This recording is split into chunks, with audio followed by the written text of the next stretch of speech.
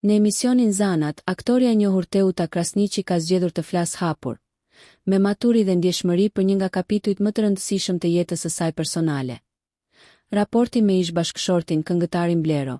Përmes një mesazhi të shkruar, ajo ka ndarë me publikun reflektime të sinqerta mbi ndarjen e tyre, e cila ka ndodhur gati 12 vjet më parë, duke e cilësuar atë si një proces të dhimbshëm, por të domosdoshëm dhe të menaxhuar me njerëzi e mirëkuptim nga të dyja palë. Teuta theksoi se ndarja e tyre nuk ka qenë e shoqëruar me konflikte publike, akuza apo armiqësi, përkundrazi, ajo ka qenë një vendim i ndërgjegjshëm, i marrë me qetësi dhe respekt reciprok. Sipas aktores që në fillim të këtij kapitulli të ri, ajo dhe Blero kanë vendosur një parim të qartë. Pavarësisht se rrugët e tyre si çift ndahen, përgjegjësia dhe dashuria ndaj vajzës së tyre mbetet e pandryshuar dhe mbi çdo interes personal. Aktoria e cilësoi këtë qasje si një standard që duhet të shërbejë si shembull për të gjithë çiftet që kanë fëmijë dhe përballen me ndarje.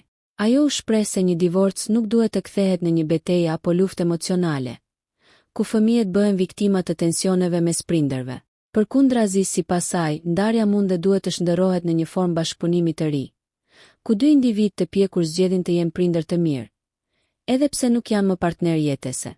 Duke folur për raportin aktual me Bleron, Teuta sqaroi se ndonse kujdestaria e vajzës i takon asaj, komunikimi mes tyre ka mbetur korrekt, i hapur dhe funksional. Ajo theksoi se vendimet që lidhen me edukimin, mirëqenien emocionale dhe të ardhmen e vajzës merren gjithmonë me konsultim dhe respekt të ndërsjellë, duke vënë në plan të parë interesin e saj. Ky bashkëpunim, sipas aktores, ka ndikuar pozitivisht jo vetëm tek fëmia, por edhe tek qetësia e vetë prindërve. Në një reflektim më të thellë personal, Teuta Krasniqi ndau mendimin e saj mbi konceptin e ndarjes dhe martesës. Ajo theksoi se shoqëria shpesh e shen ndarjen si një dështim personal apo familjar, ndërkohë që në realitet, ndarja mund të jetë një akt i lartë vetëdije dhe pjekurie emocionale. Sipas saj, ka raste kur njerëzit ndryshojnë me kalimin e viteve. Prioritetet zhvendosen dhe marrëdhënia nuk funksionon më në mënyrën e duhur. Në këto raste, qëndrimi në një martesë jo funksionale mund të jetë më i dëmshëm se sa largimi prej saj. Aktoria shtoi se të pranojmë se diçka nuk funksionon kërkon guxim, ndershmëri dhe respekt ndaj vetes dhe tjetrit.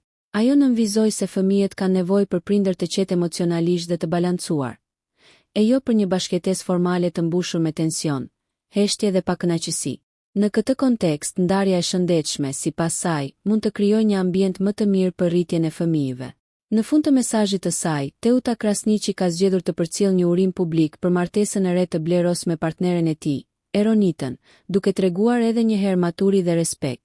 Ajo u shpreh se i uron çiftit jetë të gjatë, shëndet dhe harmoni, duke theksuar se këtë urim ua ka përcjell edhe privatisht, larg syrit të publikut. Ky gjest është interpretuar nga shumë ndjekës si një shenjë e qartë se mes tyre nuk ka më tensione apo keqkuptime, por një marrëdhënie e ndërtuar mbi paqe dhe mirëkuptim. Qëndrimi i Teuta Krasniqit në këtë intervistë është vlerësuar gjerësisht nga publiku dhe komentuesit në rrjetet sociale, të cilët e kanë cilësuar si një shembull të rrallë të pjekurisë emocionale dhe komunikimit të shëndetshëm mes ish partnerëve, veçanërisht kur bëhet fjalë për figura publike.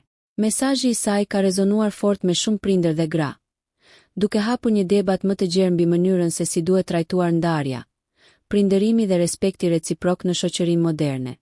Nëse ju pëlqeu kjo video, shkoni në kanalin e YouTube-it Big VIP Albania Kosova, që e gjeni në bio. Mos harroni që të bëni subscribe dhe të klikoni butonin e zilës që të informoheni për videot më të reja.